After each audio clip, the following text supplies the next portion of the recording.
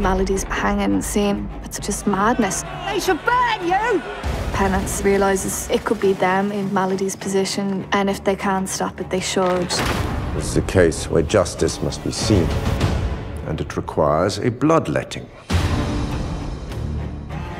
They're killing her to make a big example out of her. That's, I think, the principle of it. Public execution we abolished 30 years ago. They're hanging Maladie for being touched. Harriet's MO is to abide by the law. So she sides with Penance because there's a disparity of justice there. I think for Desiree, it's just survival. She doesn't want to go along with Amalia because that route looks too unknown and uncertain. And on some level, Desiree's a bit lazy, so she'd rather do less work. Penance's plan to save Maladie is quite a crucial thing to be able to pull off. That sense of the orphanage coming together for the greater good. You can feel it when you're on set. It's really exciting. I remember I was supposed to get a 4 a.m. call time and go and shoot this, and it was just like, oh, we're all shutting down. And it was like, okay, see you in a few weeks. We all disappeared for 6 months. And originally we were going to shoot in a very historic part of London called Greenwich. It was just a grand space. But during these COVID times, we just said, you know what? What if we just built our own town square? I'm so pleased that we got to build it because with COVID and everything and not having so many extras, it's not as big as Greenwich, which is good, and it's got a lot more sort of ins and outs to it. We created the back of a prison in a sleazy, down part of town, really. So I plied my painter with all these pictures of filthy walls and what have you. It just has that lovely Victorian griminess about it, which inspired everything that we're putting in there. We sort of do research into what they would have eaten then. So at an event like this, toffee apples, oysters, jellied eels. So those are the sort of things that the poor extras are eating. It needs to feel real, even down to things that probably the camera won't pick up, like bits of oyster shell crushed in the ground. The creatives on this just take things to another level. So as an actor, you just step on set and melt into your surroundings. It was interesting to see the crew who were like just on the lookout for how to make it look as realistic as possible. Bring him in.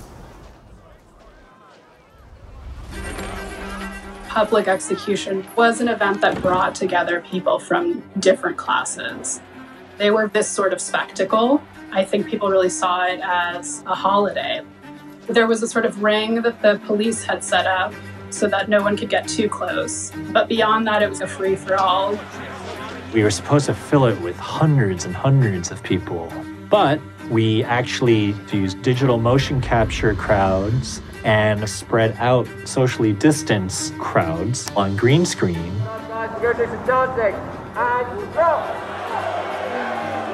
That kind of gave us a lot more opportunities to do a lot of camera tricks to make not so many people seem like a lot of people.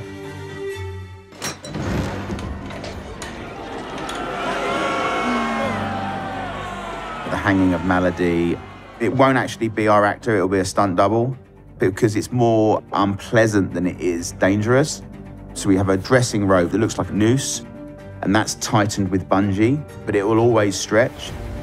So when they drop through, they're actually dropping into a harness, and the actual pain is at the top of the legs where the femoral arteries are. That's what takes the impact. The hanging scene is just this enormous moment within that world. Nimble appears using the turn to get Sue down to the gallows. We had this massive ramp, which we built on the stage and painted it green. Our stunt double can run and jump, and we've used wires just to take the sting out of the landing. Working with VFX, they have to take all of these shots and stick them into a real environment. Shoot! Shoot that! And then, it all kicks off, it all goes crazy.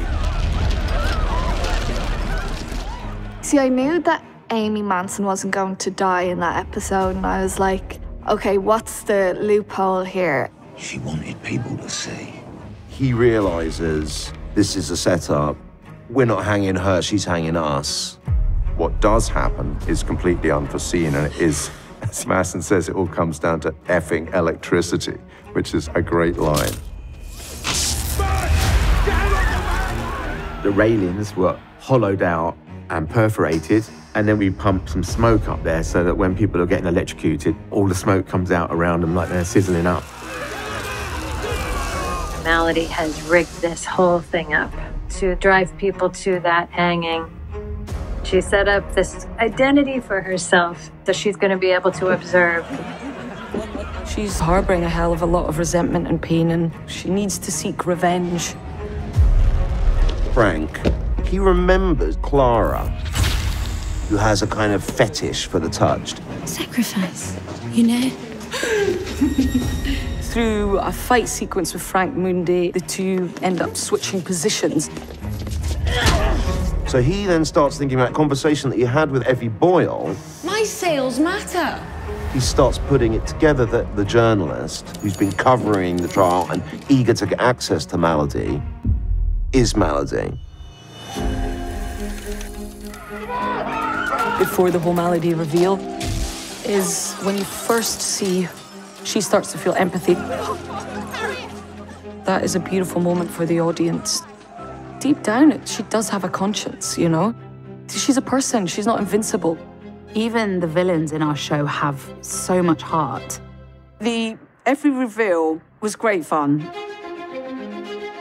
That was the hardest bit, trying to hide Maladie's wig under another wig.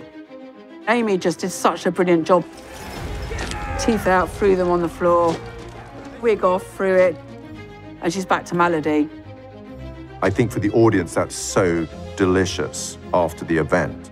You know, she's smart. She's plotted, well, everything, really, from the start of episode 1. You realize, oh my God, okay, this is much more sophisticated than I realized. A lot of things start to pay off, but there are a lot of mysteries left, too.